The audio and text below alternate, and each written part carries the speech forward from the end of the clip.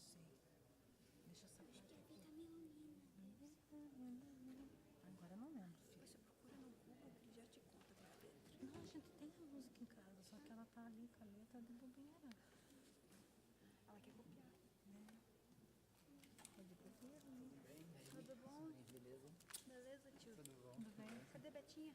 Tá lá embaixo, tá arrumando as rosas, né? Pra levar amanhã. Levou uma buzinada da mãe hoje.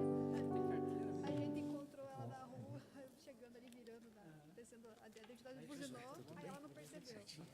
Aí depois a mãe buzinou de novo, quando ela tava entrando, assim, ela tava bem, tipo, desligadona, Meninas, assim. podem tocar um pouquinho só pra ele ver o sinal lá? Ah, não, pro Flávio não.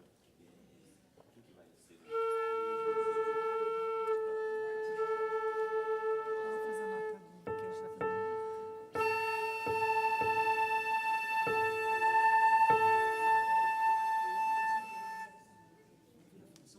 Vamos.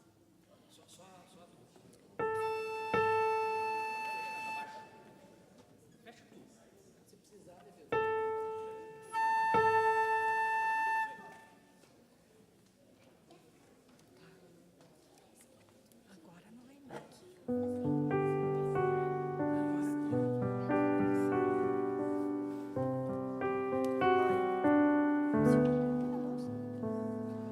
Obrigada, põe nessa bolsa. Qualquer buraco, mas...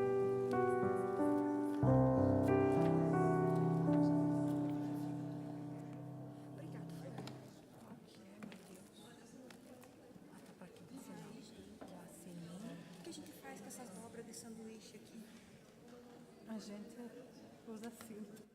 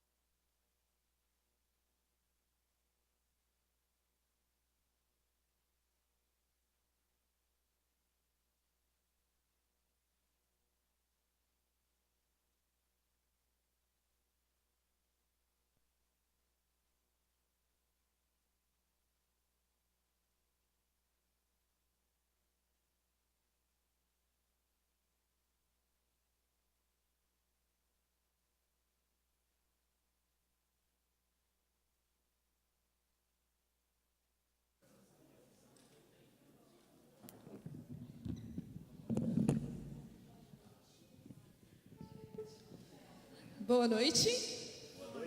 Boa noite e bom sábado, né? Sexta-feira. A sexta-feira à noite, para mim, é a melhor. Sexta-feira é o melhor dia. Sexta-feira à noite parece que você, enfim, estou descansado. Agora sim, todos os dias nós devemos estar na presença e na companhia do nosso Deus. Mas parece que na sexta-feira à noite é diferente. Você chega em casa, agora eu estou tranquilo. Quando eu morava com a minha mãe, com os meus pais, sexta-feira à noite era o dia que eu mais gostava.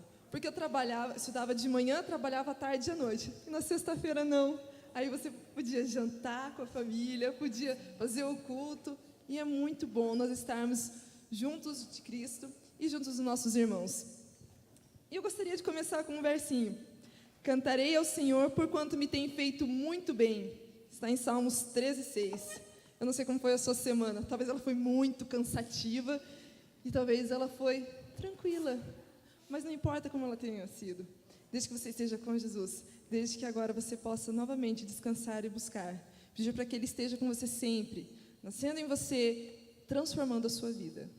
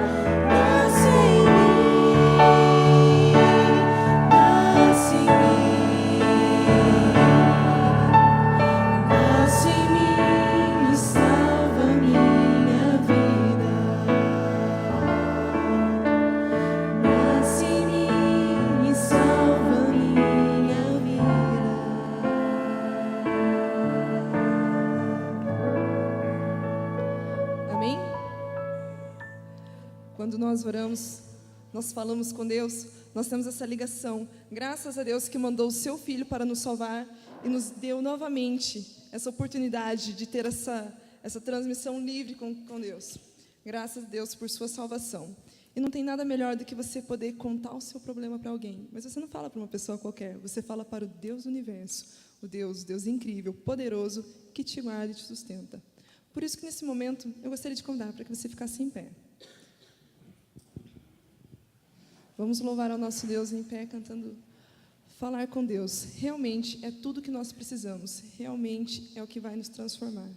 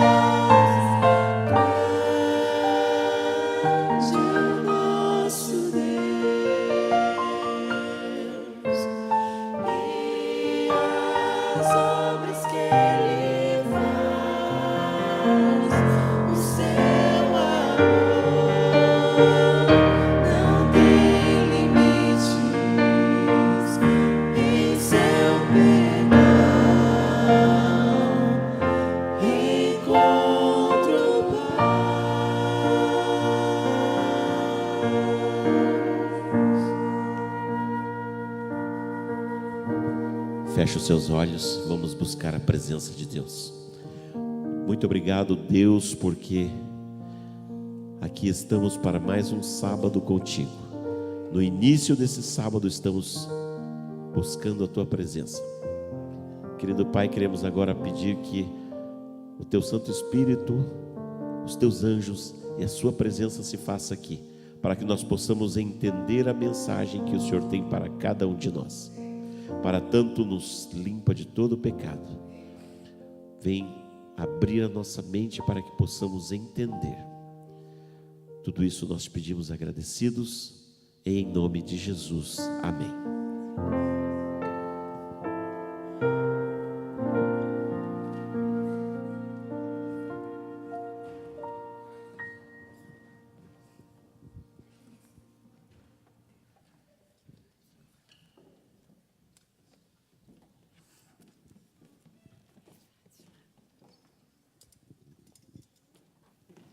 Feliz e abençoado sábado ao povo de Deus. Que bom que nós podemos descansar nos braços do Pai.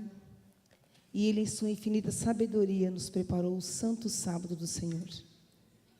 Estavam aqui aguardando Herô e Sara, né? Mas eles passaram essa oportunidade de adorar a Deus e louvar a Ele neste momento. Sou a irmã do Herô, tá bom? Então vamos louvar o Senhor que grandiosamente tem nos proporcionado o seu amor. E se nós o amarmos como Ele nos ama, logo, logo Ele voltará. E a igreja fará a sua parte na pregação do Evangelho, abreviando a volta de Jesus.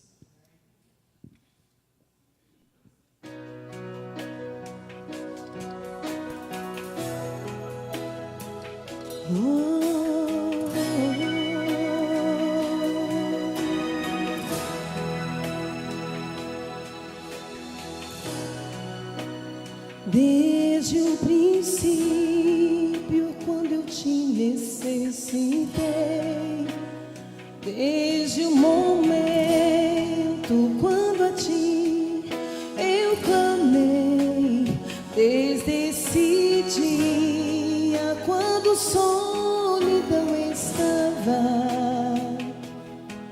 e quando teu olhar no meu se encontrou, soube que me amava, entendi, soube que buscava mais de mim. Por quanto tempo me esperaste e não voltei, soube que me amava,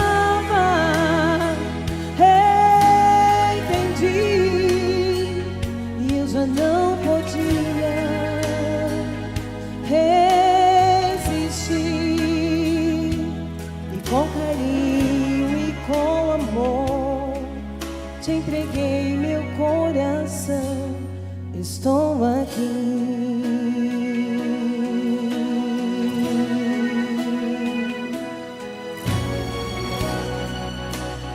E quando longe eu estava, percebi que o teu cuidado e o teu amor eram por mim. Como um sussurro, ouvi tua voz em meu silêncio, me chamando cada dia mais pra ti. Soube que me amava, entendi, soube que buscava mais de mim. Por quanto tempo me esperaste, então voltei. Soube que me amava, entendi,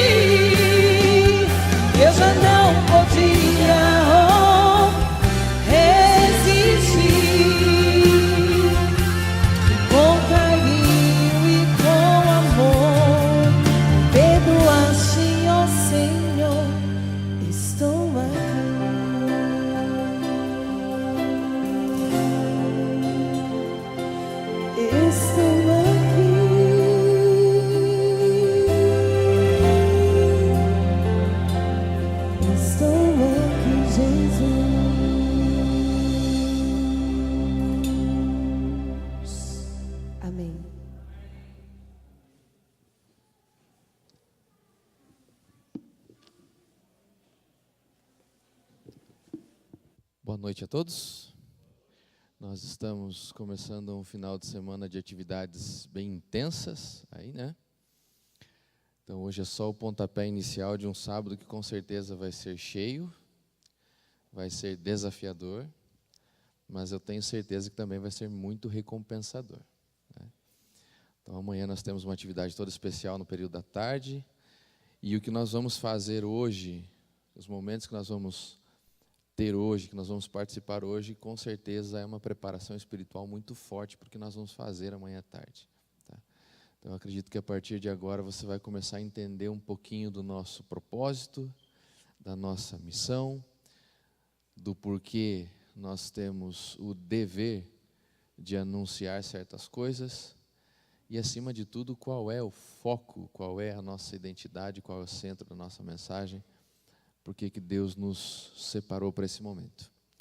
Então eu gostaria de convidar a vir aqui à frente o nosso orador desses momentos, o Jefferson. Jefferson já é um amigo de uma certa data aí. Nós conversamos bastante, trocamos muitas ideias e eu tenho certeza que todos seremos muito abençoados com a presença dele hoje aqui. Então, que Deus te abençoe, mano.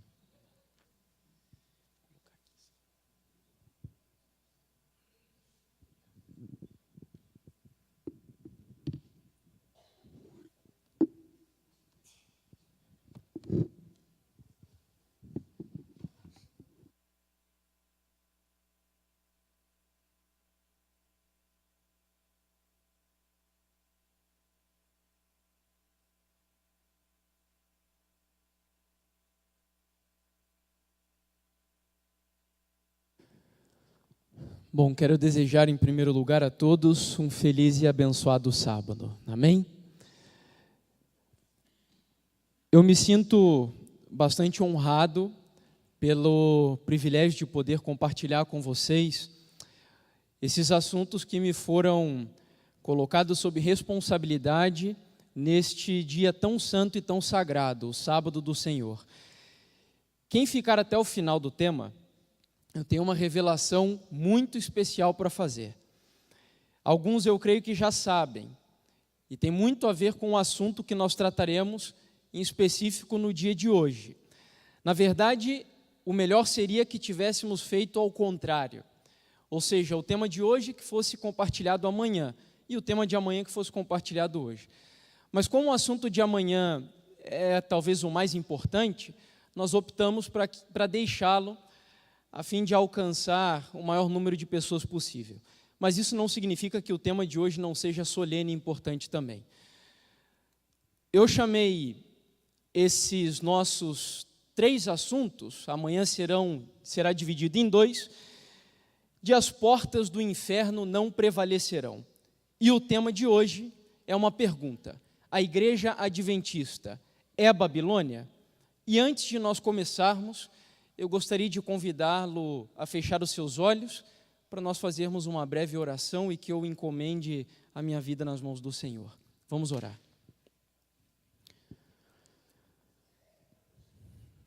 Soberano Pai e querido Deus Todo-Poderoso, mais uma vez nós colocamos a nossa vida nas mãos do Senhor, reconhecendo que ao abrirmos a Tua Palavra, não há em nós habilidade ou capacidade alguma para compreender os ensinamentos dos Teus sagrados escritos.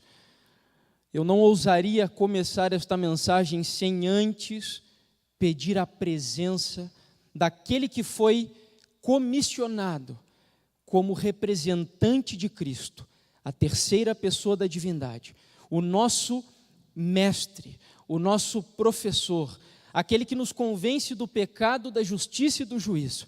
Que o Espírito Santo esteja conosco nesse momento. Dá-nos a instrução necessária e sela cada palavra compartilhada no âmago da nossa alma e no profundo do nosso coração. Toma minha vida em Tuas mãos, Senhor. Eu sou apenas um instrumento. Em mim não há capacidade, sou um pecador miserável, carente da Tua graça. E a Tua igreja veio aqui não para me ouvir, mas para ouvir as palavras do Senhor. Eis-me aqui, em nome do Senhor Jesus é que oro. Amém, Senhor Deus. Bom, nosso tema então, a igreja adventista é a Babilônia? E a fim de respondermos esta pergunta, nós precisaremos, em primeiro lugar, respondermos 3 questionamentos. E o último, nós nos dedicaremos a um assunto específico. Primeiro, o que era a Babilônia no Antigo Testamento? Segunda pergunta que buscaremos responder, o que é Babilônia no Novo Testamento? Terceira, por quem e quando a denúncia ao sistema babilônico foi feita de maneira mais enfática pela primeira vez? E então, finalmente, mostraremos o histórico de dissidência, ou seja, de pessoas descontentes com a igreja adventista do sétimo dia e que finalmente passam a acusar a igreja de Babilônia. Vamos então à primeira pergunta. O que era a Babilônia no Antigo Testamento? É muito fácil respondermos, uma vez que a primeira vez que a palavra Babilônia aparece na Bíblia, nas Sagradas Escrituras, está exatamente no primeiro livro da palavra de Deus, o livro de Gênesis. E no capítulo 10, versículo 8 até o 10, diz assim a palavra do Senhor. Cuxi gerou a Nimrod, o qual começou a ser poderoso na terra. Foi valente caçador diante do Senhor. Daí dizer-se como Nimrod, poderoso caçador diante do Senhor. O princípio do seu reino foi Babel, Erec, Acade e Calné, na terra de Sinar. Embora estes versos não nos revelem muita coisa a princípio, quando nós recorremos à história, nós identificamos que a Torre de Babel daria origem, depois, posteriormente, ao termo Babilônia, é a primeira vez que Babilônia aparece na palavra do Senhor. Babilônia é representado, portanto, no Antigo Testamento, como um império, uma nação. E as características dessa nação são bastante totalitárias. É um império ditatorial. Nimrod, o próprio significado do nome dele, é rebelde, ou seja, é uma nação com características totalitárias, de opressão ao povo de Deus e que se rebela contra a lei do Senhor. Mas como assim Babilônia no Antigo Testamento, já no episódio da Torre de Babel, se rebelaria contra a lei do Senhor? É simples. Vocês se lembram que Deus havia dado uma ordem para o povo crescer, se multiplicar e povoar toda a terra. Mas ao contrário da lei de Deus, Nimrod propõe um império unificado, um império onde as pessoas se concentrariam em uma localização específica. Então nós temos aqui uma nação imperial que se rebela contra a lei do Senhor e oprime também ao povo de Deus. Quando a Bíblia diz que Nimrod era um caçador diante de Deus, não é que ele era caçador de animais, era caçador de seres humanos. E a lenda babilônica, a história babilônica nos ajuda a tirar algumas conclusões nesse sentido. E o principal, Babilônia era um sistema de falsa religião, cuja base da religião estava numa doutrina de justificação pelas obras. Quando Nimrod propõe a construção da Torre de Babel, o objetivo era alcançar os céus pelas suas obras, livrar-se da destruição do dilúvio pelas suas obras, ao contrário do que a Bíblia ensina. Nós sabemos que a história bíblica, ela contaria mais adiante um outro momento do Império Babilônico. Aqui no livro de Gênesis é o antigo Império Babilônico, lá na região da Mesopotâmia. Mas depois, 2.500 anos depois, Babilônia surgiria novamente, se fortaleceria novamente na experiência do conhecido rei Nabucodonosor. Mas as características, embora tenhamos aí um lapso de 2.000 a 2.500 anos entre Nimrod e entre Nabucodonosor, as características do império eram exatamente a mesma. Falsa religião, justificação pelas obras, opressão ao povo de Deus e desprezo à lei do Senhor. Portanto, respondemos a primeira pergunta do nosso tema. Quem é Babilônia no Antigo Testamento?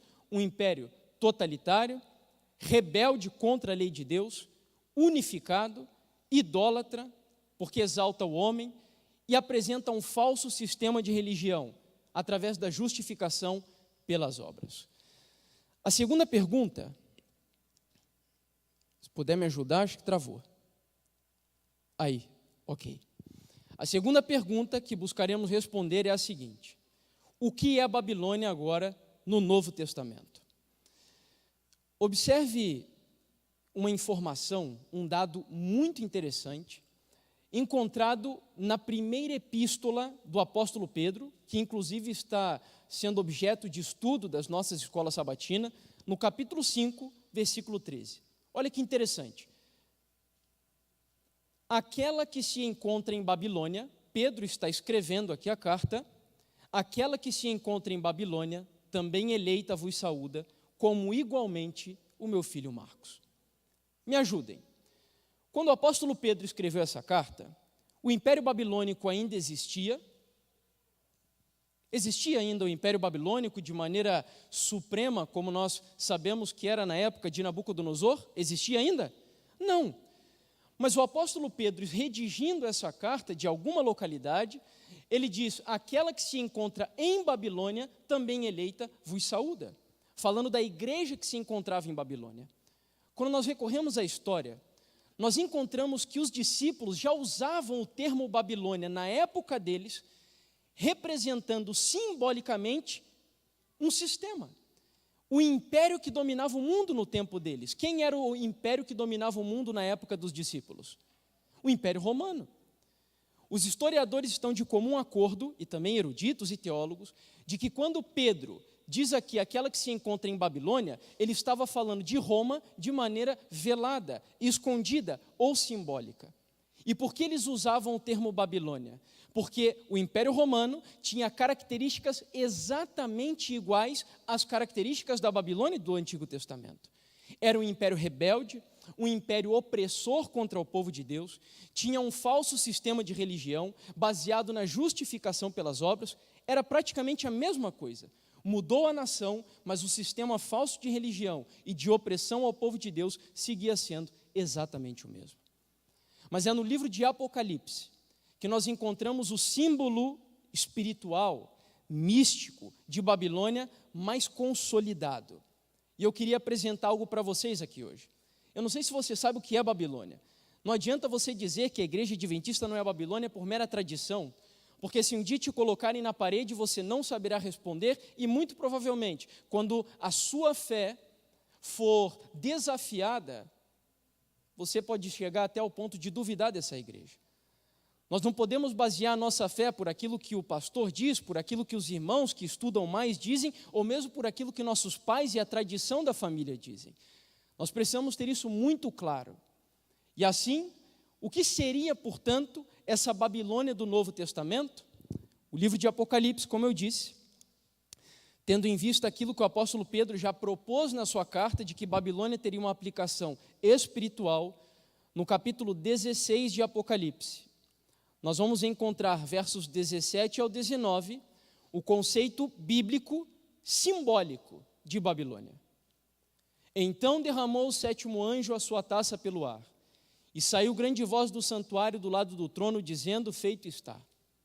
E sobrevieram relâmpagos, vozes e trovões, e ocorreu grande terremoto, como nunca houve igual desde que há gente sobre a terra. Tal foi o terremoto, forte e grande. E aqui vem o verso que nos interessa. E a grande cidade se dividiu em 3 partes, e caíram as cidades das nações. E lembrou-se Deus da grande Babilônia, para dar-lhe o cálice do vinho do furor da sua ira.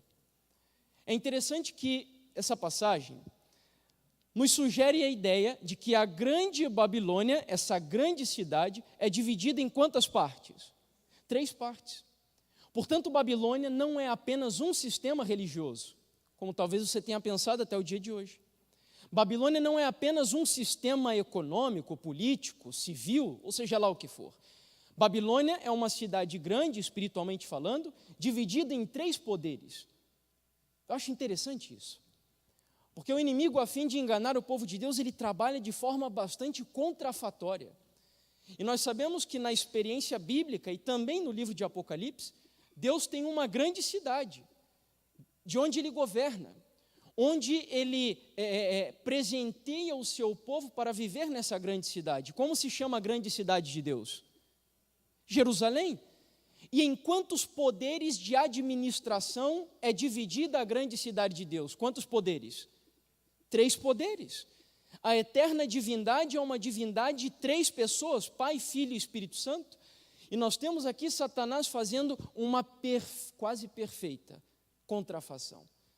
Deus tem a grande Jerusalém, o diabo tem a grande Babilônia.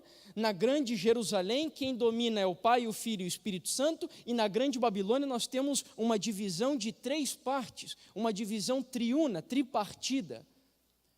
Mas aí a pergunta ainda seguiria: quem seriam esses 3 poderes que então compõem a grande Babilônia, a fim de descobrirmos o que é a Babilônia no Novo Testamento?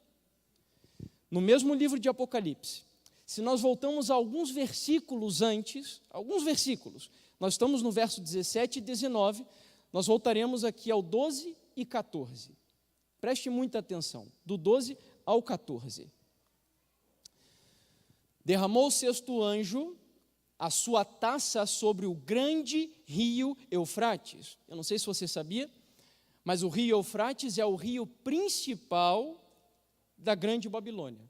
Portanto, aqui está sendo feita uma referência à localidade da Babilônia. Derramou o 6º anjo a sua taça sobre o grande rio Eufrates, cujas águas secaram, para que se preparasse o caminho dos reis que vêm do lado do oriente do sol, do nascimento do sol. Então, preste muita atenção aqui agora, vi sair da boca do dragão, da boca da besta e da boca do falso profeta 3 espíritos imundos semelhantes a rãs. E o verso 14 termina: porque eles são espíritos de demônios, operadores de sinais, e se dirigem aos reis do mundo inteiro com o fim de ajuntá-los para a peleja do grande dia do Deus Todo-Poderoso. A famosa batalha no lugar chamado Armagedon. Se você prestou atenção aqui na passagem, o Senhor ele nos mostrou de maneira bem clara quais são os 3 poderes que compõem a grande Babilônia. E o primeiro deles é chamado de dragão, o segundo de besta e o terceiro de falso profeta. E são apresentados como 3 espíritos imundos semelhantes a rãs. Ou seja, assim como na eterna divindade nós temos o Pai, o Filho e o Espírito Santo governando a santa cidade e o universo inteiro, nós temos aqui 3 demônios administrando a grande Babilônia: o dragão, a besta e o falso profeta. Mas esse é um capítulo simbólico. Nós sabemos que na grande Babilônia espiritual não existe um dragão literal, uma besta literal, ou um falso profeta como se fosse um homem, uma pessoa literalmente falando. Devemos compreender isso simbolicamente, assim como o capítulo 16 é um capítulo simbólico. Eu não tenho tempo de me aprofundar nisso aqui agora com vocês. Lá no canal que eu tenho no YouTube, que se chama Última Verdade Presente, que é o projeto que eu desenvolvo virtual, existem alguns estudos mostrando quem é o dragão, quem é a besta e quem é o falso profeta. E quem quiser, talvez, encontrar mais fácil, o próprio programa Bíblia Fácil explica isso também, que nós estamos aqui discutindo. Mas, em resumo, para você entender, não desvie a sua atenção, o dragão, segundo a profecia bíblica, é símbolo do espiritismo, da nova era e das religiões orientais. Esse é o significado do termo dragão. São religiões pagãs relacionadas com o espiritismo, com a nova era e com as crenças orientais. A besta representa o catolicismo romano e o falso profeta, o protestantismo, os evangélicos e os pentecostais. Portanto, os 3 símbolos que foram utilizados ali, que fazem referência aos poderes de Babilônia, são sistemas religiosos. E para alguns não dizerem que nós temos algo contra um que é X, ou contra o espiritismo, ou contra a Igreja Católica, não é uma questão de ir contra ninguém aqui. Veja que cada um dos símbolos ali representa um sistema de religião específico: espiritismo, catolicismo e protestantismo. E agora vem o grande desafio. A Igreja Adventista do Sétimo Dia é a Babilônia? É possível que seja a Babilônia? Talvez. Porque nós, adventistas do sétimo dia, estamos inseridos naqueles que se autodenominam protestantes. E os protestantes estão aqui representados pelo falso profeta. Volto a repetir, o dragão é o espiritismo, a besta é o catolicismo e o falso profeta o protestantismo. E para não ficar apenas na argumentação, apesar de que isso pode ser comprovado apenas biblicamente, mas eu quero usar um texto do Espírito de Profecia, no livro Testemunhos para a Igreja, volume 5, página 451, onde ela elucida para a gente essa ideia dos 3 poderes de Babilônia. Quando o protestantismo estender os braços através do abismo, a fim de dar uma das mãos ao poder romano e outra ao espiritismo. Quando, por influência desta tríplice aliança, aqui estão os 3 poderes mencionados, os Estados Unidos forem induzidos a repudiar todos os princípios da sua Constituição, que fizeram dela um governo protestante republicano, e adotar medidas para a propagação dos erros e falsidades do papado, podemos saber que é chegado o tempo das operações maravilhosas de Satanás e que o fim está próximo. Portanto, a serva do Senhor corrobora, concorda com o conceito de que os 3 poderes que compõem a grande Babilônia são, volto a repetir, espiritismo, catolicismo e protestantismo. Mas e agora? Talvez tenha um ponto de interrogação gigante na tua cabeça. Como seria possível 3 vertentes religiosas tão distintas, separadas por um abismo quase que intransponível, chegarem ao ponto de se unir para compor a formação da grande Babilônia espiritual? Como isso seria possível? Existem crenças absurdamente contrárias entre católicos, protestantes e espíritas. Como seria possível uma união a fim de compor a grande Babilônia? Muita atenção agora, porque esse é talvez o detalhe principal do nosso estudo. É aqui que está o segredo, através do qual descobrimos se a igreja adventista do 7º dia é ou não é Babilônia. Sabe como esses 3 poderes se unem? Sabe qual é o componente fundamental para a união da besta, do dragão e do falso profeta? Apocalipse capítulo 17, versículo 1 e 2, e depois o versículo 4 e 5. Veio um dos 7 anjos que tem as 7 taças e falou comigo dizendo: vem, mostrar-te-ei o julgamento da grande meretriz. Algumas versões dizem prostituta. Nós sabemos que mulher em profecia representa o quê? Igreja, que se acha sentada sobre muitas águas. Com quem se prostituíram os reis da terra? E aqui onde está destacado em amarelo vem o que nos interessa. E com o vinho de sua devassidão foi que se embebedaram os que habitam na terra. Versículo 4 e 5, ainda segue o texto dizendo: achava-se a mulher vestida de púrpura e de escarlata, adornada de ouro, de pedras preciosas e de pérola, tendo na mão um quê? Um cálice. Veja que Deus ele dá bastante ênfase nesse ponto. O vinho embebedou as nações. Essa mulher tem um cálice na sua mão, e esse cálice é um cálice transbordante de abominações e com as imundícias da sua prostituição. E para que não nos reste dúvidas de quem a profecia está falando, versículo 5, na sua fronte achava-se escrito um nome, um mistério. Qual é o nome dela? Babilônia, a grande, a mãe das meretrizes e das abominações da terra. Esse texto me leva a concluir o seguinte: o que faz com que os sistemas e as pessoas se curvem perante o sistema babilônico é algo que a Bíblia chama de vinho. E esse vinho, o componente desse vinho é abominações. É um vinho repleto de abominações, repleto de imundícias, como diz a palavra do Senhor. Então, a fim de descobrirmos como seria possível que dragão, besta e falso profeta, espiritismo, catolicismo e protestantismo se unissem para compor a grande Babilônia, nós já concluímos que eles se unem por intermédio do vinho.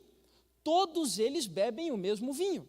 É um vinho que embebeda, é um vinho que contamina os sistemas e as nações. Mas ainda nos restaria uma pergunta: o que significa esse vinho profeticamente falando? Sabe que a Bíblia não tem nenhum texto onde ela nos sugere a ideia de que vinho são falsas doutrinas.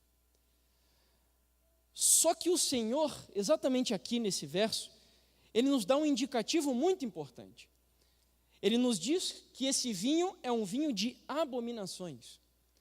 Então, para nós descobrirmos biblicamente o que seria esse vinho que une besta, dragão e falso profeta, basta buscarmos na palavra do Senhor o significado de abominação. O que é abominação para o Senhor? Para sabermos o motivo pelo qual ele diz que esse vinho é um vinho abominável. Existem muitas coisas que a Bíblia chama de abominação, mas eu destaquei apenas 5 para o nosso estudo de hoje.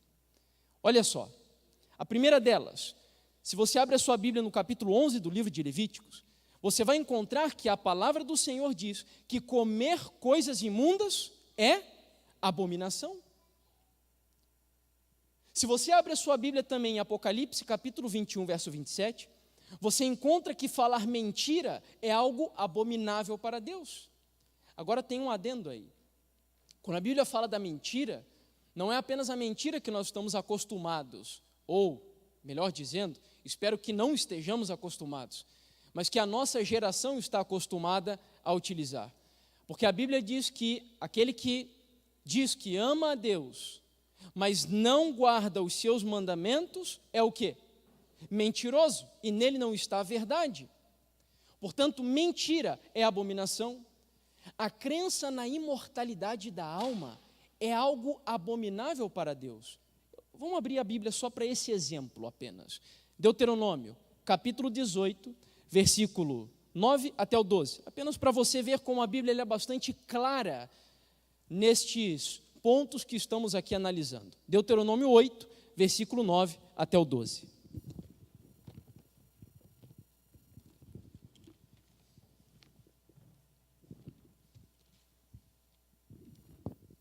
Diz assim a palavra do Senhor. Deuteronômio 18, eu falei 8, né? 18. 18, versículo 9 até o 12. Quando entrares na terra que o Senhor teu Deus te der, não aprenderás a fazer conforme o quê? As abominações daqueles povos. Mas que abominações seriam essas? Não se achará entre ti quem faça passar pelo fogo o seu filho, ou a sua filha, nem adivinhador, nem prognosticador, nem agoureiro, nem feiticeiro, nem encantador, nem necromante, nem mágico, e nem quem consulte os mortos. Pois todo aquele que faz tal coisa, novamente, é abominação ao Senhor, e por estas abominações o Senhor teu Deus os lança de diante de ti. Nós sabemos que na base dessa crença da consulta aos mortos, da adivinhação, da necromancia, está a doutrina da imortalidade da alma. Acreditar que a pessoa, quando morre, tem uma alma que sai do seu corpo, uma alma desencarnada, que tem conhecimento de absolutamente todas as coisas que acontecem aqui no planeta Terra. E essa é uma das doutrinas que são comuns entre protestantes, na sua maioria, católicos e espíritas, também com relação à questão da alimentação com os animais imundos. Acho que voltou aqui. Mas não termina por aí, Provérbios 29, 18, voltando às abominações, esse é um texto muito conhecido de todos vocês. Diz que aquele que ora a Deus, agora me fugiu exatamente como é a passagem, quem me lembra, me ajudem. Que desvia os ouvidos de, obrigado, irmão, aquele que desvia os ouvidos de ouvir a lei de Deus, até a sua oração é abominável. Então nós temos aqui um texto mostrando que desviar os ouvidos de ouvir a lei, de obedecer a lei, é também abominação. E finalmente, adoração aos ídolos, aos astros, de maneira mais específica ainda, ao Deus Sol. Portanto, o vinho de Babilônia são essas doutrinas falsas, esses ensinamentos equivocados, que de alguma forma unificam espíritas, católicos e protestantes. É assim que se compõe a grande Babilônia. E para nos ajudar a fortalecer, novamente, essa ideia, eu uso o escrito da serva do Senhor, no livro A Igreja Remanescente, capítulo 8. Babilônia tem estado a promover doutrinas venenosas, o vinho do erro. Esse vinho do erro, olha, quando Deus repete alguma coisa, não pense que isso é por acaso, principalmente tão próximo assim. É porque Ele quer nos chamar a atenção. Esse vinho do erro é composto, novamente, de doutrinas falsas. Tais como, ela cita alguns exemplos, a imortalidade natural da alma, o tormento eterno dos ímpios, a negação da existência de Cristo antes do seu nascimento em Belém, a defesa e exaltação, acho que apagou ali, né? A defesa e exaltação do primeiro dia da semana acima do santo e santificado dia de Deus, o domingo, que se relaciona com o que nós vimos na Bíblia de Deuteronômio capítulo 17, que diz que adorar os astros, adorar o sol é abominação. E nós sabemos que o domingo é o dia especial, era no Antigo Testamento, na grande Babilônia do Antigo Testamento, o domingo, o primeiro dia da semana, era o dia especial de adoração a quem? Ao sol. E o texto segue. Destes erros e outros semelhantes são apresentados ao mundo pelas várias igrejas. E assim se cumprem as escrituras que dizem: porque todas as nações beberam do vinho da ira da sua prostituição. Novamente, é uma ira criada por doutrinas falsas. E aqui que eu vou fazer um comentário, que eu vou preparar para a revelação especial que eu disse que farei ao final do tema. Mas existem muitas pessoas que dizem que existe uma doutrina específica da Igreja Adventista do Sétimo Dia, que faz parte das nossas 28 crenças fundamentais, que nos identifica com Babilônia. Não cremos na imortalidade da alma, não cremos no domingo, não nos alimentamos de absolutamente nada que seja imundo. Mas existem alguns acusadores que dizem que a doutrina da Trindade é uma doutrina que nos identifica com a grande Babilônia. Porque alegam que no concílio de Nicéia, o primeiro concílio ecumênico, conhecido pela história, realizado ou promulgado pelo imperador Constantino, dizem que nesse concílio, essa doutrina foi desenvolvida sob a liderança da Igreja Católica. E que, portanto, a Trindade é uma doutrina que nos identifica com o catolicismo romano. A Trindade é católica, dizem muitos. E se a Igreja Adventista do Sétimo Dia acredita na Trindade, portanto, somos parte de Babilônia. Será que isso estaria correto? No finalzinho eu vou fazer um comentário sobre isso. Antes, temos a terceira pergunta para responder.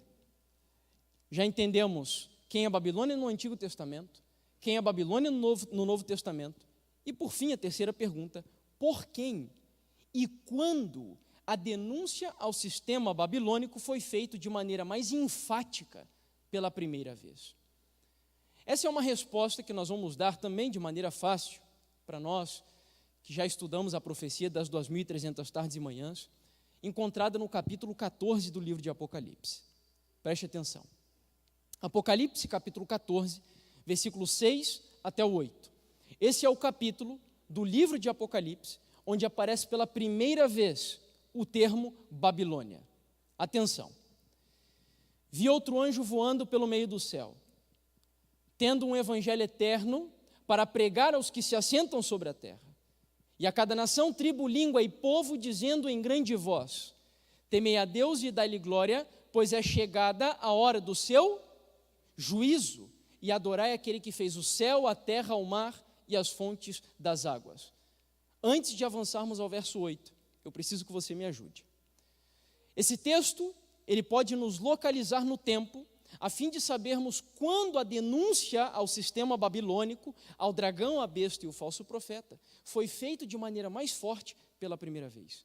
E eu pergunto a vocês: quando foi que o tempo do juízo de Deus foi concretizado no santuário celestial? Que ano foi esse? Muito baixinho. Eu suponho que eu estou me dirigindo à Adventista do Sétimo Dia. E esse ano é um ano tão importante quanto o ano da morte de Cristo no Calvário, o ano 31 depois de Cristo. O que aconteceu lá nessa época, quando Jesus passa do santo para o santíssimo, não é menos importante do que ele fez na cruz, não é mais importante do que ele fez na cruz, mas também não é menos importante do que ele fez no Calvário. Portanto, eu pergunto novamente, quando foi o ano no qual o juízo foi iniciado no santuário celestial? Que ano? Ok, 1844. Portanto, nós temos aqui uma passagem que nos localiza mais ou menos no tempo. Nos remete a um grupo de pessoas anunciando que é chegada a hora do seu juízo. Estávamos próximos de 1844. Nessa época, vem o segundo anjo, perto de 1844, versículo 8, a denúncia, dizendo assim: seguiu-se outro anjo, o segundo, dizendo: caiu a grande Babilônia, que tem dado a beber a todas as nações do vinho da fúria da sua prostituição. E sabe por que veio essa denúncia? Porque todos aqueles que nessa época, próximo de 1844, rejeitaram o convite de Deus para se prepararem para o início do juízo investigativo, aqueles que rejeitaram a crença de que existe um santuário no céu, e que o nosso Senhor Jesus Cristo está ministrando no santuário celestial, na sua última fase ministerial, e que a qualquer momento ele deixará esse local e rasgará as nuvens dos céus, voltando em poder e grande glória, todos aqueles que rejeitaram esta mensagem, naturalmente, incorreram nesta denúncia que está aqui. Caiu a grande Babilônia. Deus levantou, amanhã vamos falar um pouquinho mais sobre isso. Deus levantou um grupo de pessoas, convidando aos membros de todas as igrejas, especialmente o movimento nos Estados Unidos da América, para que aceitassem a mensagem do segundo advento. Preparem-se, temam a Deus, deem glória a Deus, porque chegou a hora do seu juízo, e adorem aquele que fez os céus, a terra, o mar e a fonte das águas. E aqueles que rejeitaram essa mensagem se tornaram, ou melhor dizendo, começaram a formação do sistema babilônico. Porque em 1844, a grande Babilônia ainda não estava formada. E eu não sei se você sabia, a maior prova disso é que a mensagem de Apocalipse 14, versículo 8, será repetida em Apocalipse 18, versículo 1 até o 4. Mostrando que a grande Babilônia estaria em processo de formação e a sua consolidação seria exatamente no tempo que eu e você estamos vivendo. Eu não tenho tempo para tratar especificamente sobre isso. E então, mais uma vez, depois de mostrar pela palavra do Senhor a ideia do que estamos propondo, nós temos aqui a pena inspirada, confirmando aquilo que estudamos. No livro Mensagens Escolhidas, volume 2, capítulo 12, diz assim: a primeira e a segunda mensagens foram dadas em 1843 e 1844. E encontramos-nos agora sob a proclamação da terceira, mas todas as três devem ainda ser proclamadas. Então, em resumo, para nós entrarmos aqui agora na parte final desse nosso tema, nós concluímos que a Babilônia do Antigo Testamento é um império pagão, idólatra, uma falsa religião, baseada na crença da justificação pelas obras, que oprime, persegue e impede a liberdade religiosa do povo de Deus. Segundo, nós vimos que a grande Babilônia do Novo Testamento repete praticamente as mesmas características da Babilônia do Antigo Testamento, com a diferença de que não é apenas um império, mas é uma cidade simbólica dividida em três poderes: dragão, besta e falso profeta. E repito, espiritismo, catolicismo e protestantismo. Nós vimos que estes três sistemas, embora sejam tão diferentes na sua essência, se unirão por meio do vinho. E vimos que o vinho são as falsas doutrinas. Imortalidade da alma, purificação dos animais impuros, é o que eles dizem, santidade ao domingo, inferno eterno e por aí vai. E a terceira pergunta que respondemos: a grande Babilônia espiritual foi denunciada de maneira mais aberta, mais clara e profunda, a partir de 1844. 1844, pelo movimento adventista do sétimo dia. Agora deixa eu dizer algo para você. A Igreja Adventista do sétimo dia, portanto, foi levantada por Deus, e amanhã nós não teremos dúvidas disso, como um povo remanescente, um restante da grande Babilônia que estava ainda em processo de formação. Deus pegou um grupinho de pessoas que aceitou a mensagem do advento de Cristo, e esse grupinho de pessoas o Senhor usou para denunciar o sistema babilônico que estava se formando por rejeitar a mensagem do primeiro anjo. Portanto, seria até estranho dizermos que a Igreja Adventista do sétimo dia é a Babilônia, uma vez que quando nós estudamos a história, essa igreja foi levantada por Deus para denunciar a quem? A Babilônia. Se a Igreja Adventista foi levantada por Deus para denunciar a Babilônia, como poderia ela ser a própria Babilônia, ou seja, denunciar-se a si mesma? A não ser que ela caísse em algum momento e bebesse do vinho da prostituição, das falsas doutrinas. O que eu não tenho dúvidas de que não acontecerá. Porque Deus prometeu que, embora esta igreja pareça que vai cair, ela não cairá. Porque Ele seguirá à frente dessa igreja até o fim. Com muitas dificuldades e lutas, é verdade. Mas Ele é o Deus dessa igreja. Só que nós temos, então, um problema. Mesmo com estas bases bem sólidas que vimos, ou seja, é muito claro que a única forma de um sistema virar a Babilônia é através do vinho, e o vinho são as falsas doutrinas. Portanto, se queremos saber se a Igreja Adventista é ou não é, ou se tornará a Babilônia, precisamos analisar o nisto cremos, as 28 crenças fundamentais. Mesmo com as bases bem sólidas, a Igreja Adventista do sétimo dia tem enfrentado desde tempos bastante remotos dissidentes da igreja que afirmam que a Igreja Adventista é Babilônia.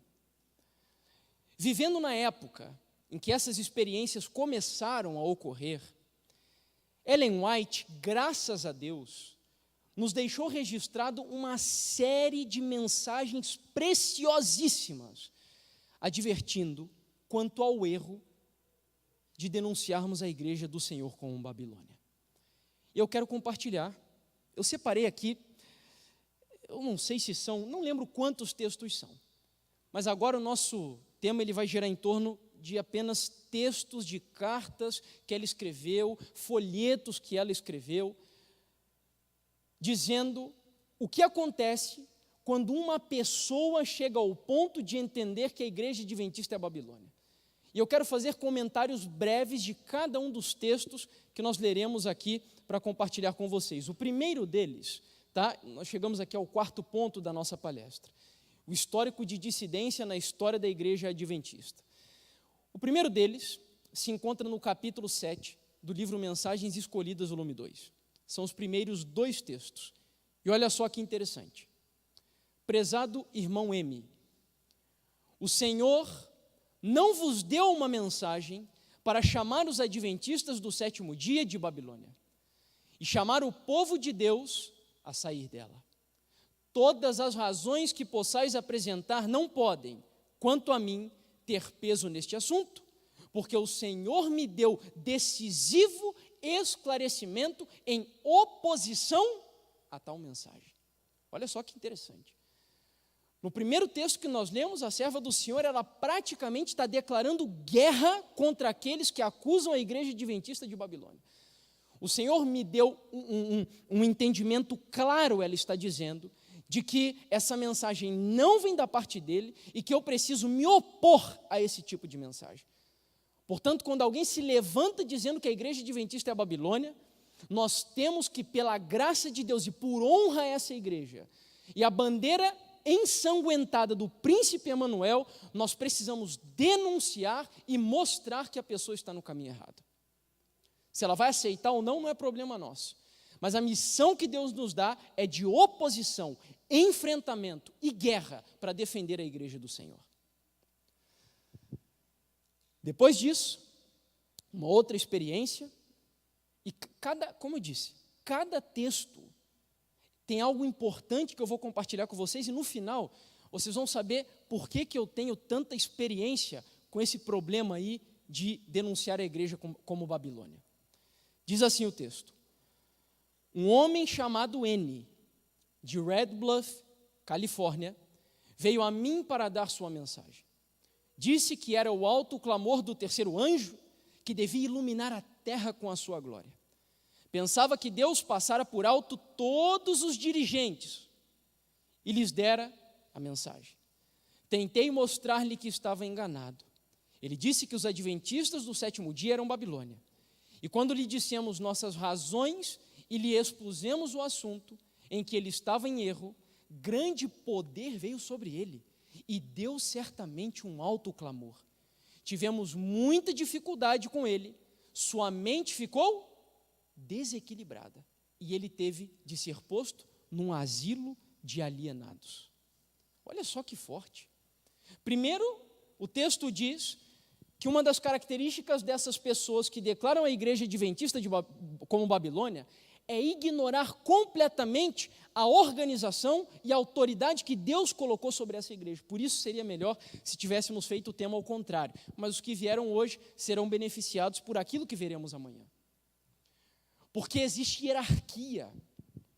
Deus diz que na multidão de conselheiros há sabedoria. Hoje mesmo eu vi um vídeo do Dr. Rodrigo Silva falando dos dissidentes da igreja.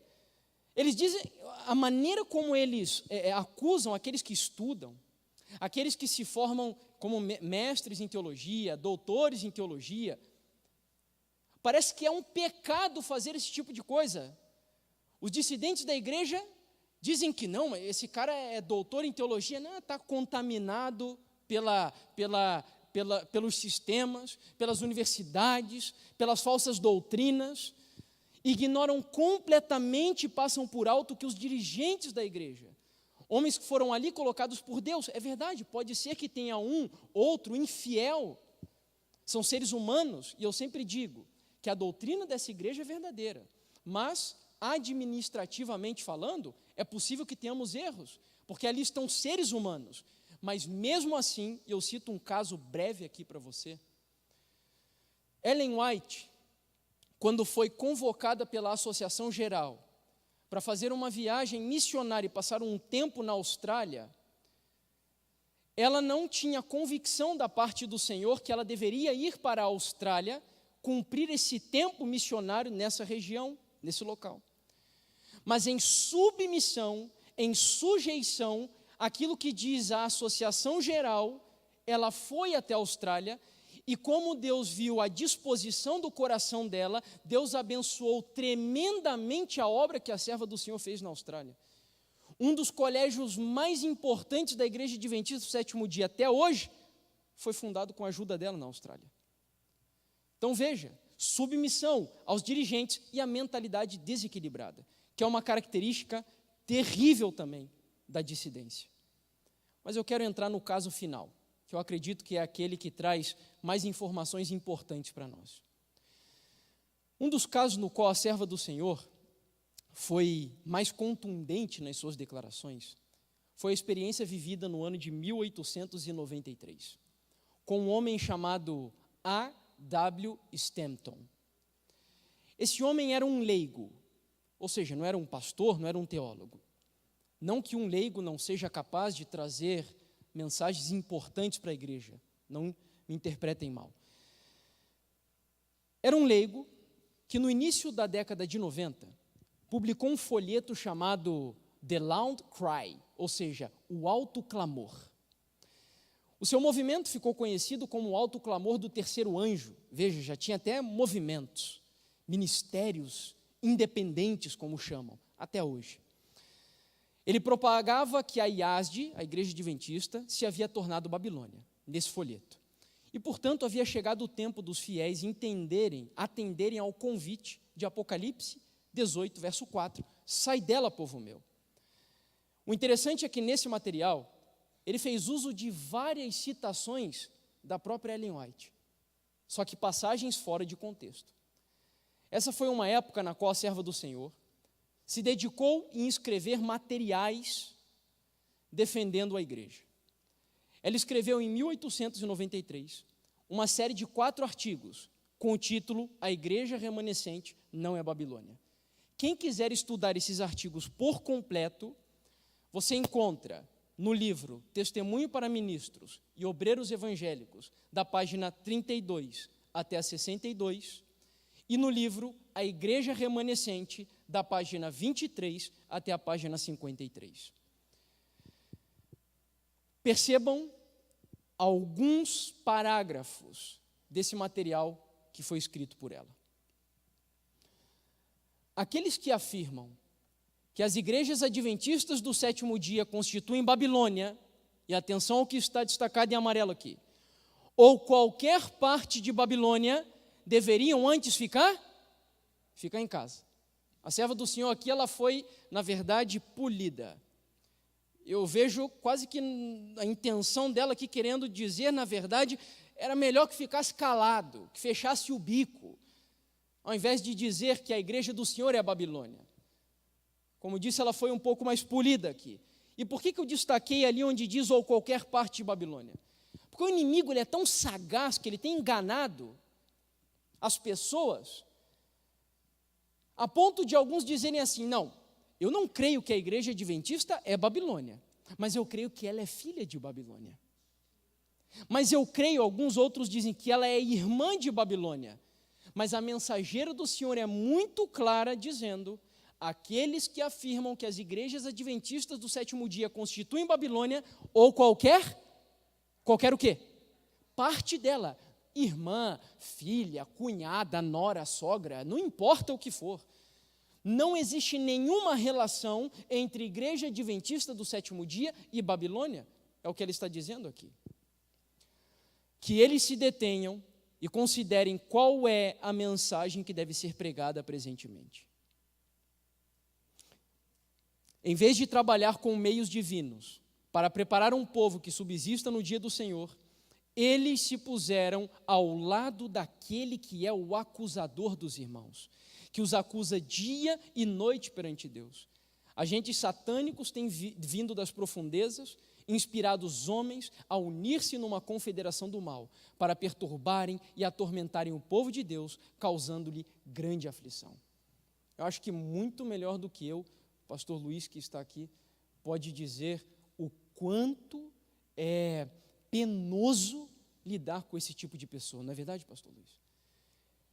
E atrapalha a missão da igreja, porque ao invés de você se focar na proclamação da mensagem dos 3 anjos, em anunciar às pessoas lá fora que Cristo está voltando, e a primeira, segunda e terceira mensagem angélicas, a igreja precisa se concentrar em responder essas pessoas que, infelizmente, acabam sendo usadas pelo diabo para tirar membros, por vezes, sinceros da igreja.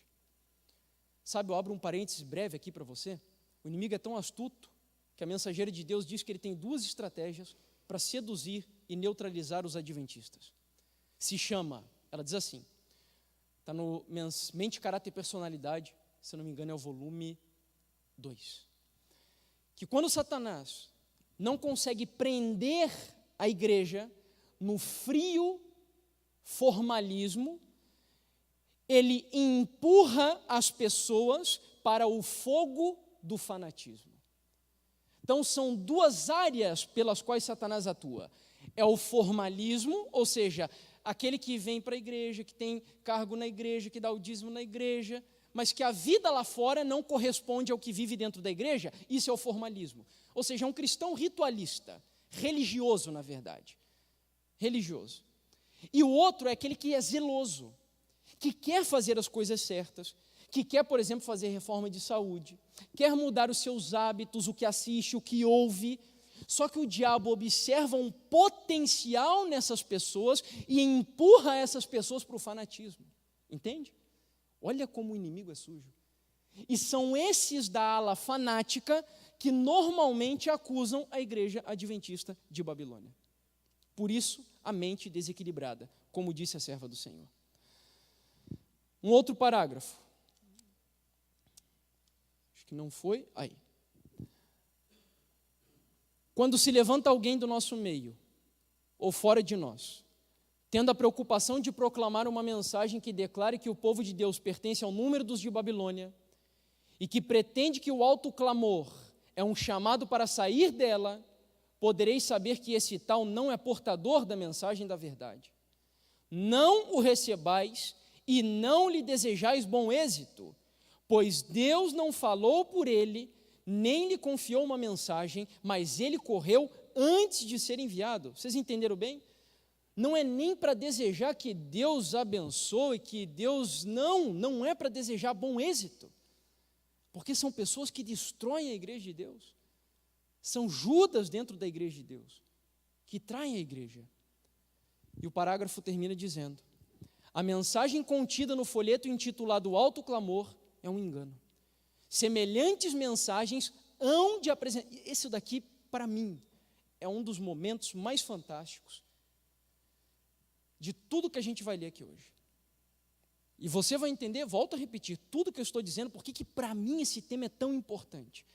Mas esse parágrafo é fundamental.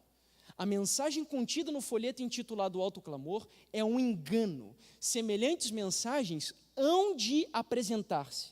Que tempo é esse? Passado, presente ou futuro? Futuro. Semelhantes mensagens hão de apresentar-se, e delas será declarado serem enviadas de Deus. Mas tal declaração, o quê? Será, o verbo novamente em que tempo? Futuro, será falsa, pois não estão cheias de luz, mas de trevas. Por que eu dou tanta ênfase nisso? Porque tem alguns que leem esses textos de Ellen White e dizem assim: a igreja adventista não era a Babilônia no passado, na época dela, mas agora ela é a Babilônia. Porque agora o mundo entrou na igreja de maneira avassaladora, agora tem a tal doutrina da Trindade, como eu comentei, mas ela é muito clara dizendo que semelhantes mensagens hão de apresentar, ou seja, ela já sabia do que ia acontecer no futuro, e mesmo no futuro ela disse que essas declarações continuariam sendo o quê? Falsa. Entenderam? Mesmo no futuro. Tem mais 3 textos aqui apenas, e aí eu encerro com o que eu vou contar para vocês. Ver-se-á que antes que estes que proclamam mensagens falsas não terão um alto senso de honra e integridade. O que essas pessoas são? Mentirosas, falsas, não são íntegras. Enganarão o povo e porão de mistura com o erro os testemunhos da irmã White. Então não se surpreenda se algum desses chegar com textos de Ellen White para você mostrando, está vendo aqui, ó? Porque já acontecia no tempo dela. Servindo-se do seu nome para dar influência à sua obra. Escolhem dos testemunhos certos trechos que acham que podem ser torcidos de modo a apoiar sua atitude e põem-nos numa moldura de falsidade para que o seu erro tenha peso e seja aceito pelo povo. Dão falsa interpretação e aplicam mal o que Deus deu à igreja para advertir, aconselhar, reprovar, confortar e animar os que constituirão o povo remanescente de Deus.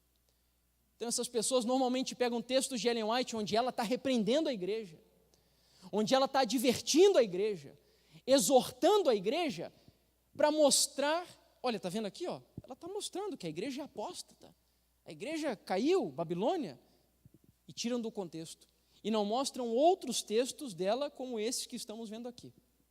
E para concluir, deixa eu contar uma história para você que eu acho fenomenal, com esse mesmo cara aí, esse Stanton, no ano de 1893. Olha só o que aconteceu, que interessante. Um discípulo bastante fiel desse Stanton, chamado W.F. Caldwell, foi enviado para a Austrália, nessa época Ellen White já estava na Austrália, para levar a mensagem do folheto Alto Clamor nesse país. Eles imaginavam que quando Ellen White lesse o folheto, como o folheto estava recheado de textos dela e textos da Bíblia, eles imaginavam que Ellen White ia aceitar a mensagem do folheto. E por isso foi enviado esse cara para lá. Mas mal sabia ele que naquele caminho, Ellen White, na verdade, não estava na Austrália, ele estava na Nova Zelândia. Mal sabia ele que enquanto ele estava viajando para a Nova Zelândia atrás de Ellen White, para tentar convencer ela que a igreja adventista é a Babilônia, num outro veículo estava uma carta que Ellen White escreveu, dirigida aos Estados Unidos da América, repreendendo o líder desse movimento e mostrando que ele estava sendo dirigido pelo diabo e que a Igreja Adventista do Sétimo Dia não é a Babilônia. E eu quero ler apenas, são 2 trechos dessa carta que ela escreveu diretamente para esse homem. Meu irmão, soube que estais assumindo a posição de que a Igreja Adventista do Sétimo Dia é a Babilônia e de que todos os que se querem salvar devem sair dela. Não sois o único homem que quem tem enganado? O diabo tem enganado nessa questão. Durante os últimos 40 anos, olha só quanto tempo, durante os últimos 40 anos, um homem após outro tem se levantado e continua se levantando até hoje, alegando que o Senhor o enviou com a mesma mensagem, mas permiti-me dizer-vos, como a eles tenho dito, que essa mensagem que proclamais é um dos enganos satânicos destinado a criar confusão entre as igrejas. Meu irmão, certamente estáis fora do caminho. A mensagem do segundo anjo devia ir à Babilônia, às igrejas, lembra? Católica, protestante e espíritas. E os protestantes não são todos, são os protestantes apostatados, os que começaram a beber do vinho, porque Deus guardou um remanescente. Satanás usará toda pessoa que possa ter acesso, inspirando homens a criar falsas teorias, ou a se desviar por qualquer tangente errada, para dar origem a um falso o quê? Perdão, eu enganei vocês, né? Aí, tá aqui. Falso o quê? Excitamento. É o famoso falso reavivamento. E assim desviar as almas do verdadeiro assunto para esse tempo. Presumo que algumas pessoas poderão ser enganadas por vossa mensagem, porque estão cheias de curiosidade e de desejo de alguma coisa nova. Deixa eu terminar falando para você, fazendo a revelação que eu disse que faria no final do estudo. Será breve, porque já passamos aqui do nosso tempo. Durante quase 10 anos, isso no ano de 2006, 2005, eu ainda era católico. Eu vim de uma família católica, era coroinha da Igreja Católica. Durante 5 anos estudei, fiz lá crisma, eucaristia. Era um católico praticante, não era um católico como esses que não vão nunca na igreja e se dizem católicos não praticantes. Embora hoje eu digo que é interessante, né? Porque os movimentos crescem e aí a coisa ela vai ficando mais complicada, porque hoje nós temos até batistas não praticante, adventista não praticante, tem não praticante de tudo que é religião. Mas voltando aos católicos, eu era católico praticante, todo domingo, era coroinha, participava de novenas, e no ano de 2005, 2006, a mensagem adventista chegou para mim, só que não da maneira como vocês conhecem. Neste ano, eu conheci a mensagem, entre aspas, adventista, através de um movimento dissidente da Igreja Adventista do Sétimo Dia. E eu me envolvi com esse movimento durante quase 10 anos. Para você ter uma ideia, eu me batizei na Igreja Adventista do Sétimo Dia, no dia 15 de novembro de 2015. Ou seja, eu não tenho 2 anos de batizado ainda na Igreja Adventista.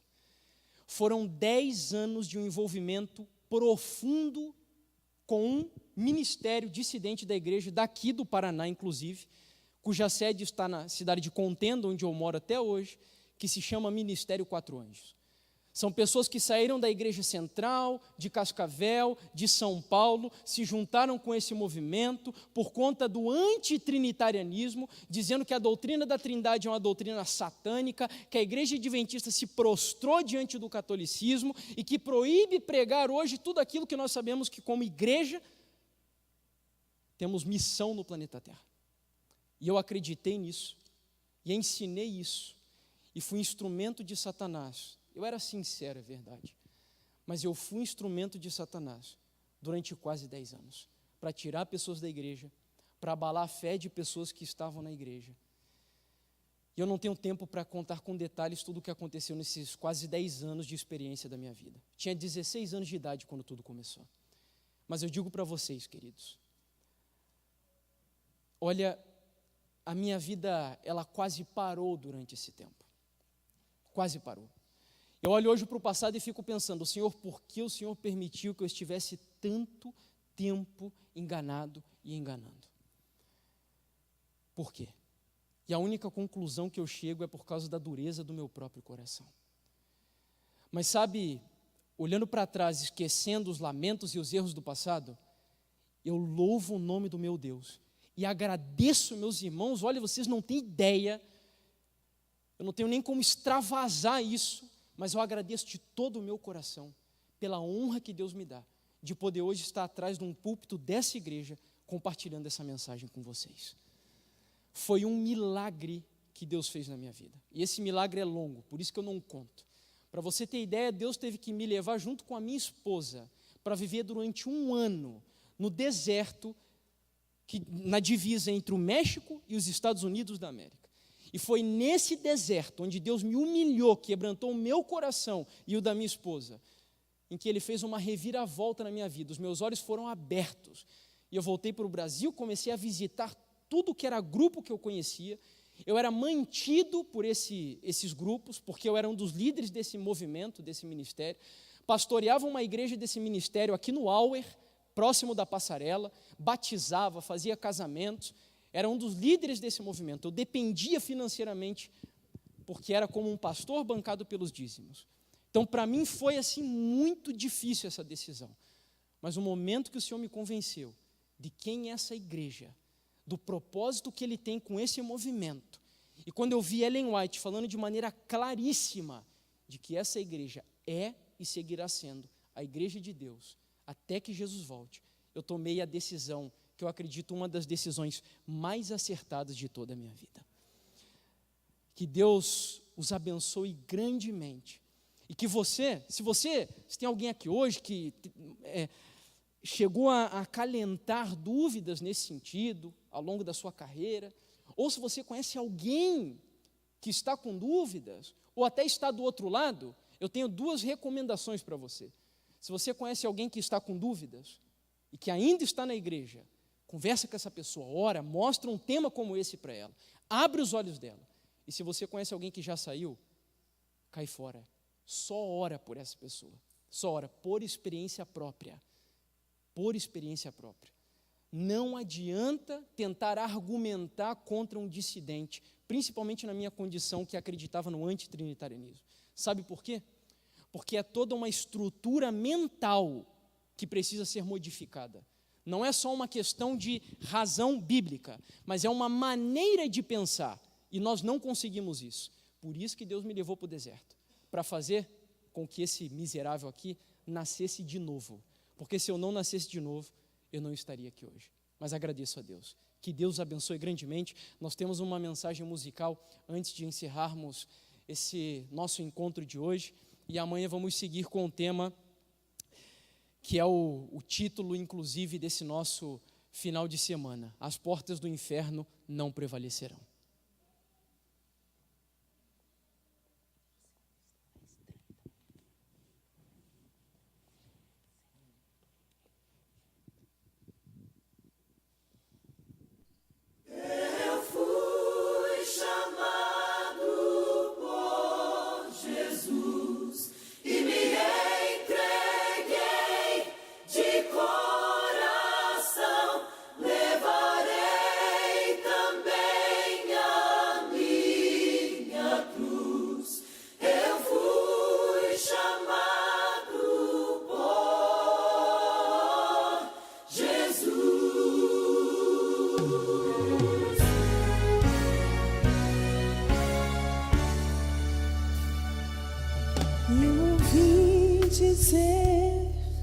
Algum tempo atrás, nossos irmãos de fé, errantes reis cruéis, obrigados foram a escolher renunciar à fé ou então morrer.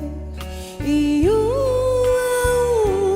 foram se entregar, pois aos seus não podia negar, e no frio gelado desse lugar posso quase ouvir sua voz a ecoar. Eu fui chamado por Jesus e me entreguei de coração, levarei também a minha cruz. Eu fui chamado por Jesus.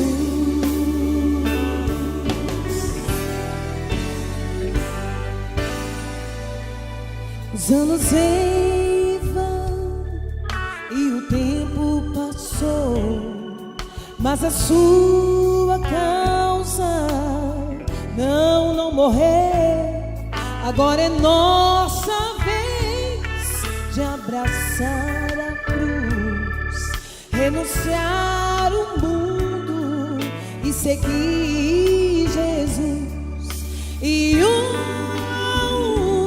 vamos nos entregar toda a nossa vida, depor neste altar, pois quando o céu se abrir e a trombeta soar, estaremos juntos a exclamar: eu fui chamado por Jesus e me entreguei de coração, levarei também a minha cruz.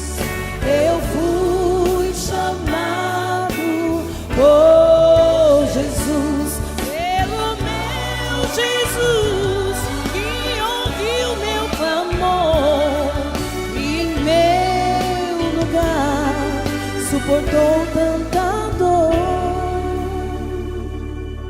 Levarei também a minha cruz. Eu fui chamado por Jesus.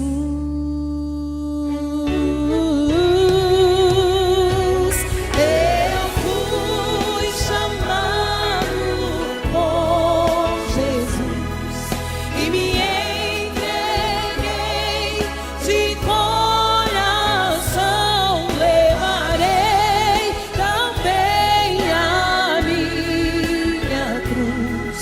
Eu fui chamado por Jesus, pelo meu Jesus, que ouviu meu clamor e em meu lugar suportou minha dor.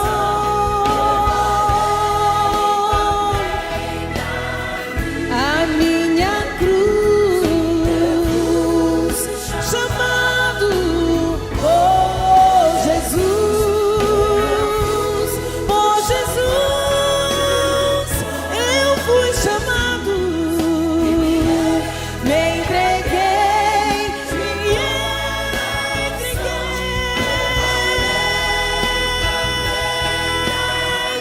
a minha cruz, chamado por Jesus. Amém. Bom, antes da gente fazer a oração final, eu queria apenas mencionar algo que eu acabei me esquecendo. Eu havia citado no decorrer do tema que as pessoas usam o argumento da Trindade para dizer que a igreja adventista é a Babilônia, né, no final das contas. Entre todos os argumentos, eu apenas cito um, que eu acho que para mim, pelo menos, foi muito claro. Tem alguém aqui que tenha dúvidas de que Ellen White é mensageira de Deus para essa igreja? Seja totalmente sincero, tá? Não se sinta acuado com isso, pode levantar as suas mãos apenas para termos uma ideia. Não, ok.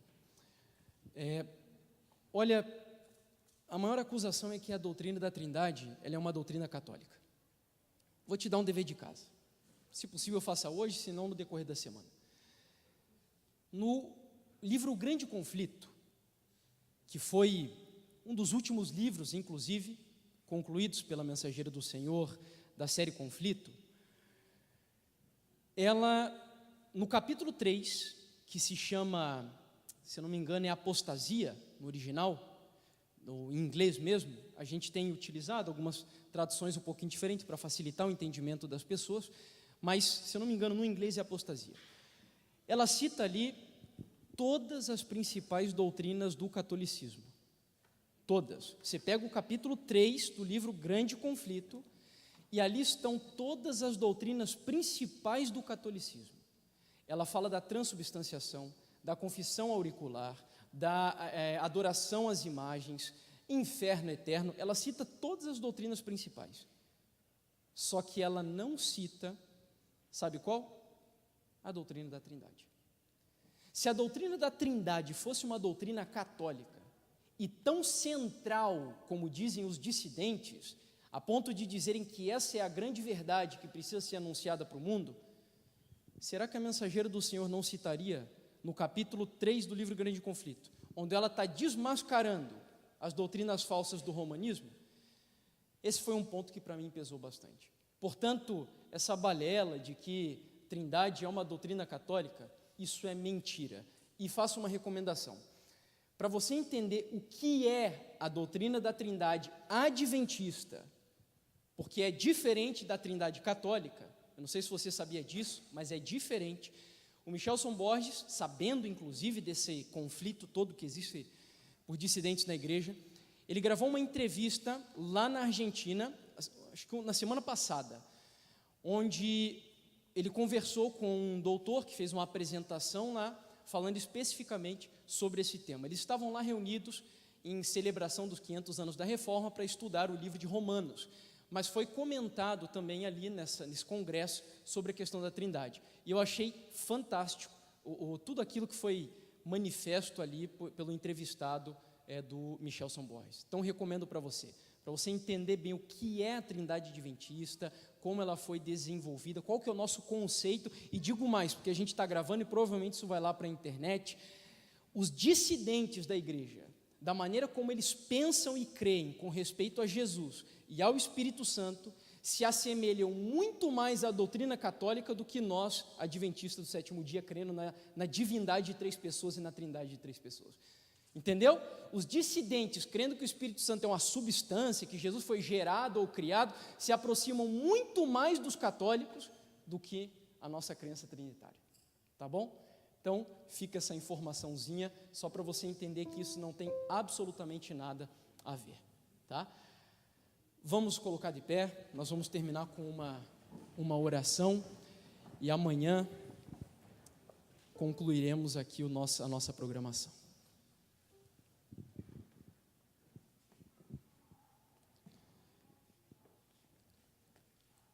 Senhor meu Deus e meu eterno Pai querido, que habita nos altos céus,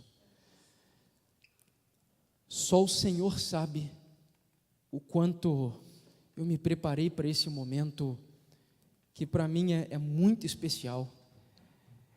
Eu estou extremamente agradecido pelo Senhor, ao Senhor, porque um dia estive do outro lado, levantando o dedo da acusação à tua igreja.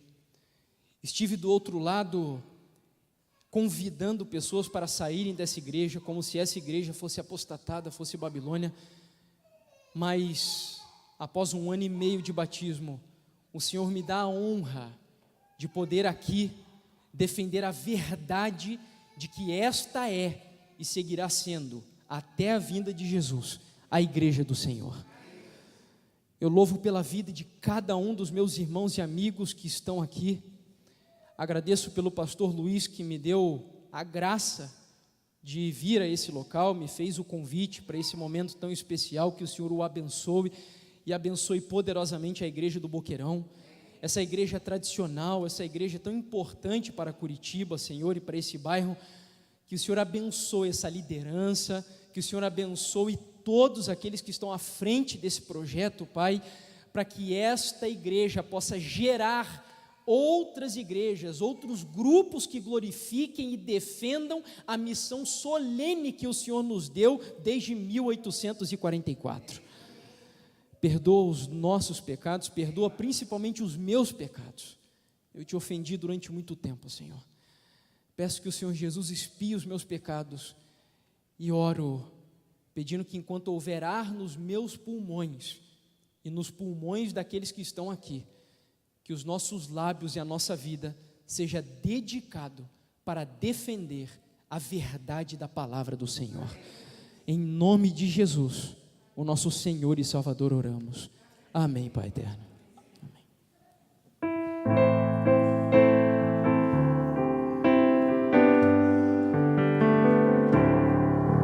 Que a bênção do Senhor esteja sempre em nós e que o Espírito de Deus nos acompanhe. E ao findar deste culto, que estejamos mais perto do Pai, pois muito